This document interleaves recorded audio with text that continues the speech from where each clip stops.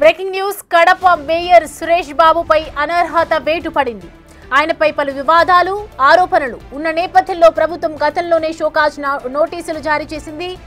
తాజాగా మేయర్ పదవి నుంచి ఆయనను తొలగించింది.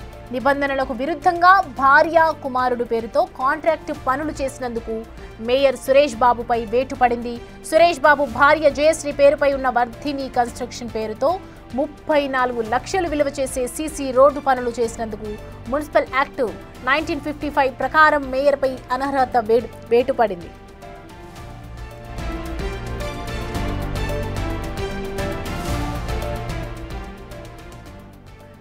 కడప మేయర్ సురేష్ బాబుపై అనర్హత వేటు పడింది. గతంలో కూడా మేయర్పై అనర్హత వేటు వేస్తూ ఇటు నోటీసులు కూడా జారీ చేసింది. అయితే పలు వివాదాలు ఉన్నాయి, గతంలో చాలా ఆరోపణలు, ఇదంతా పరిగణలోకి తీసుకొని ప్రభుత్వం కూడా గతంలోనే నోటీసులు ఇవ్వటం జరిగింది. ఇప్పుడు తాజాగా ఆయనని పదవి నుంచి పూర్తిగా తొలగిస్తున్నట్టు ప్రకటించింది. నిబంధనలకు విరుద్ధంగా ఇటు భార్య, కుమారుడు అనేక రకాల కాంట్రాక్ట్ పనులు అక్రమంగా చేసినందుకు కూడా మేయర్ సురేష్ బాబుపై వేటు వేసినట్లుగా తెలుస్తోంది. మొత్తానికి సురేష్ బాబు భార్య జయశ్రీ పేరుపై ఉన్నటువంటి కన్స్ట్రక్షన్స్ కావచ్చు, అవి మొత్తం 34 లక్షల విలువ చేసి సీసీ రోడ్డు పనులు చేసినందుకు ఇటు యాక్ట్ నంబర్ 1955 ప్రకారం మేయర్పై అనర్హత వేటు వేసింది ప్రభుత్వం.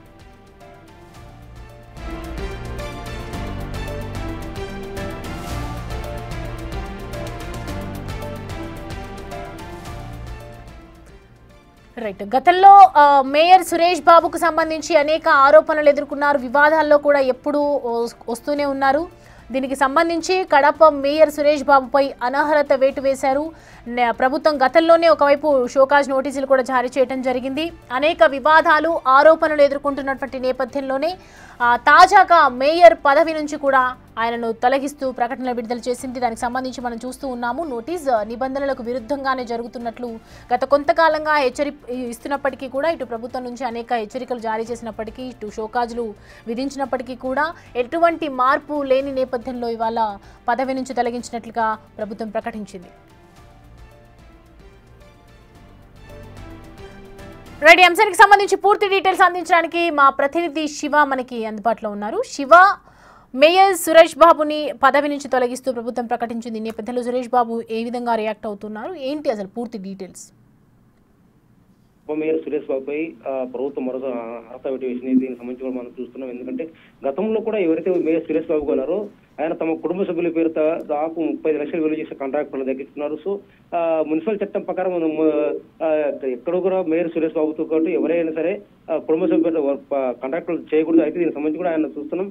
తమ కుమారుడు, భార్య పేరుతో మాత్రం ఆయనకు దాదాపు 50 లక్షలు విలువ చేసే పనులు దక్కిస్తున్నారు. వాటిలో 30 లక్షలు విలువ చేసే పనులు వాటి చేశారు, వాటి బిల్లు కూడా విత్డ్రా చేశారు. సో ఈ నేపథ్యం మాత్రం మున్సిపల్ చట్టం ప్రకారం మాత్రం ఇలాంటి పనులు ఎవరు కూడా మేయర్ ఎవరైతే మేయర్ స్థానంలో ఉన్నారో వాళ్ళు కూడా ప్రత్యక్షంగా కానీ పరోక్షంగా పనులు చేయకూడదు, దక్కించుకోకూడదు. అయినప్పటికీ కూడా ఆయన చట్టానికి విరుద్ధంగా కూడా ఈ పనులు చేశారు. సో ఈ నేపథ్యంలో కూడా వీటిని గుర్తించి ప్రభుత్వం ఆయనపై అనర్హత గత జనవరిలో వేటు వేసినప్పటికీ కూడా ఆయన హైకోర్టుకి వెళ్ళి స్టే తీసుకున్నారు.